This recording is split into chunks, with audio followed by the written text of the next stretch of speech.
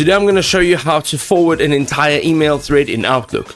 Ladies and gentlemen, we are right over here in Outlook. I'm using the browser version, not the desktop version, but this will be exactly the same, even though it might look slightly different. So what we want to do is we've got this email over here, and this is the email thread, right? So it started here. This is the top. It said hello, and then that was the reply, and then that was the reply, and that was the then next reply. So if I want to forward just a single email in this thread, all you have to do is click on forward on any one of these. But if you close this and you see the actual email, so like this is the real whole email, okay? So all you have to do is right click on it. Over here, you're going to click on forward, and you'll actually find the entire conversation is right here. So let's just open it up in a new window. Let's make it bigger so we can see what's going on here.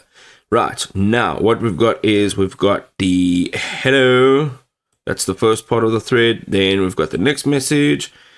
Okay, then we've got the next part of the message, and then we've got the next part of the message. And whoever you now decide to forward it to, you'll just have to add in their email address right over here and give it a subject, and you've now forwarded an entire email thread on Outlook.